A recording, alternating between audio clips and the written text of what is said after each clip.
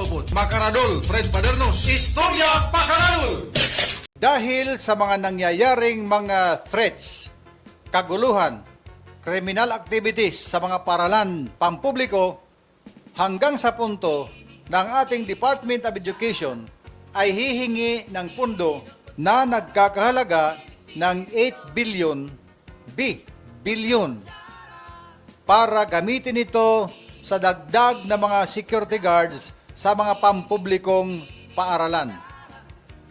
Ito ang isang nakikita ng Department of Education na pwedeng solusyon sa lumalala na mga krimen na nangyayari sa mga paaralang pampubliko, katulad na lamang nung nangyari dito sa Tacloban sa San Jose National High School, kung saan 2 minor de edad ang namaril, 3 ang namatay, mahigit 20 ang mga sugatan.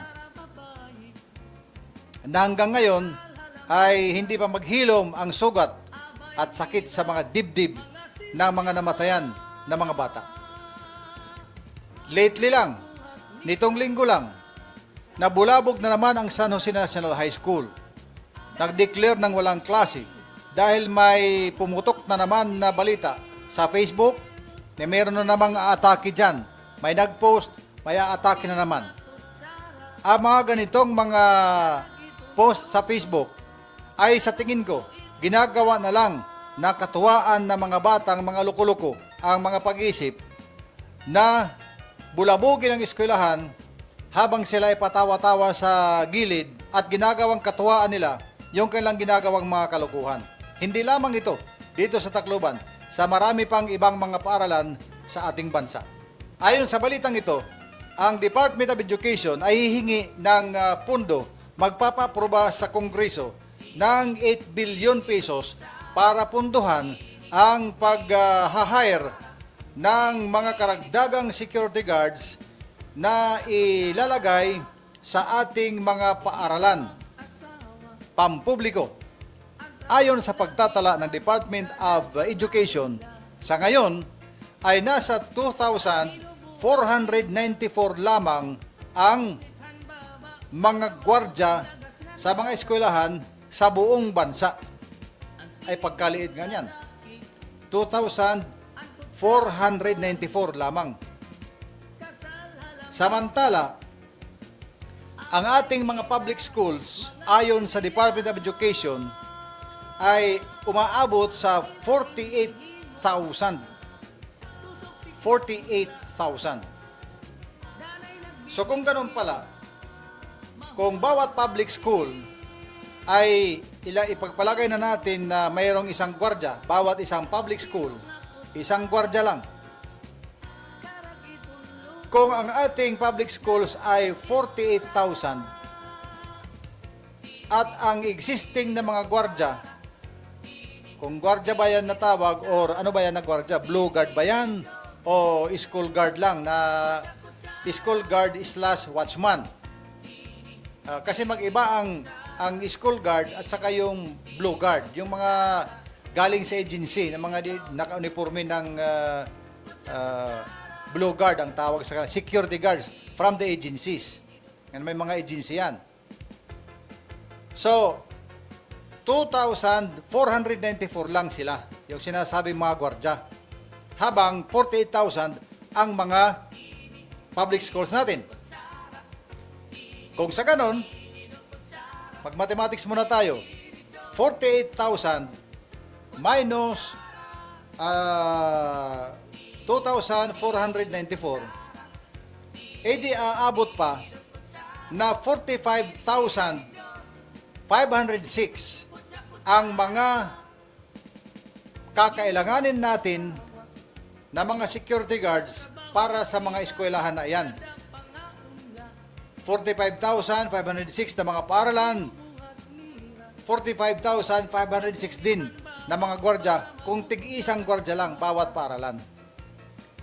Kasi ang mga paaralan, kanya-kanyang laki yan. May malalaking paaralan na hindi kayang bantayan ng isang gwardya lang. Kung malawak ang paaralan na yan, malawak, malaki, nakapusto yung gwardya, iikot siya doon sa mga ibang paaralan. Ang kawatan, kung kawatan man o kriminal, nakamasid lang yan. Nandyan lang sa paligid. Paglarga ng gwardya, iikot siya doon sa ibang paaralan, papasok yung kawatan, magnanakaw doon sa area na walang gwardya. Kasi na doon pa, umiikot pa yung gwardya, nagsusurvey. So kung isang gwardya lang kada paaralan, mukhang kailangan pa din pag-aralan kung isa lang ba talaga. Pero ang tanong ngayon, kailangan nga bang talaga? Makakatulong nga ba talaga sa seguridad ng eskwelahan ang mga gwardya kung sakaling magtatalaga ng mga gwardya? Kung sakaling aprobahan ng Kongreso itong hinihingi ng Department of Education na 8 billion para sa karagdagang mga security guards sa 40,000 na mga public school sa bansa. Kakayanin ba ng mga security guards? Example na lang, yung nangyari sa San Jose. May duty doon na blue guard nung araw na nangyari yon. Nung namaril ang dalawang bata. Sa lahat ng investigasyon at mga news na lumabas sa mga balita, wala akong nabasa o wala akong narinig na rumisponde yung security guard at sinubukang kontrolin yung mga shooters. Ang blue guard na yon, as a blue guard, may may issue yan na firearm. Whether it is a short firearm or shotgun. May issue yan pagka security guard na galing sa agency.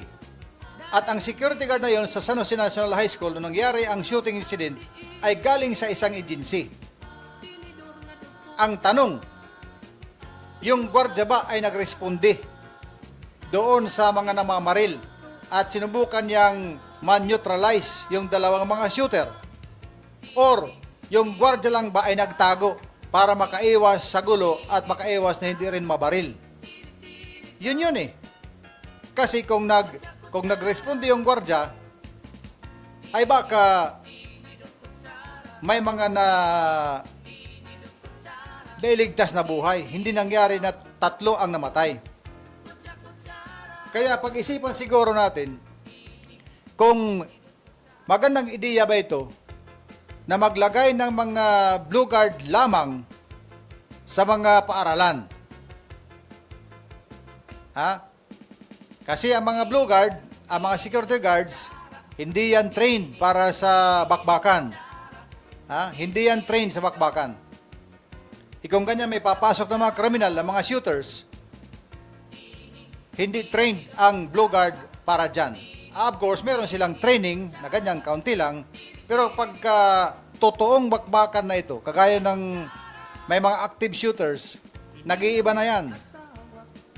Kumakabog ang dibdib niyan. Karamihan dyan kumakabog ang dibdib. Kasi mag-iisip na siya. Kung re-responde ba siya, baka siya madisgrasya. Kawawa pamilya niya. Kung makadisgrasya naman siya, mag-iisip din siya, makukulong siya, mawala ng trabaho, kawawa ang pamilya. Mga ganon. So, ito ay dapat timbangin natin. Hindi ko naman sinasabing mga duwag ang mga blue guard. Hindi naman. Ang tao nagiging duwag lang dahil maraming kinukonsidera, nag-iisip na kawawa naman ang pamilya ko pag nakulong ako, ganyan. Lalo pag namatay, sa pag-responde, ikaw. So, magmamaneuver siya na kung anong paraan para hindi mangyari yon. Kasi ako nagtataka kung bakit walang ganun na anggulo na lumabas sa mga balita nung nangyari sa San Jose National High School na meron namang naka-duty na blue guard. And I would like to believe na yung blue guard na yon trained yon para gumamit din ng baril at may issue siyang baril. So itong pinag-uusapan dito ng DepEd na maghihingi sila ng 8 billion pesos para sa mga security guards. Anong mga klaseng security guards ang sinasabi natin dito? Ito ba yung mga security guards from agencies na may isyong baril? O yung mga security guards lang na bit-bit lang ay arnis or batuta? Tiri-tiri go, kutsara-kutsara.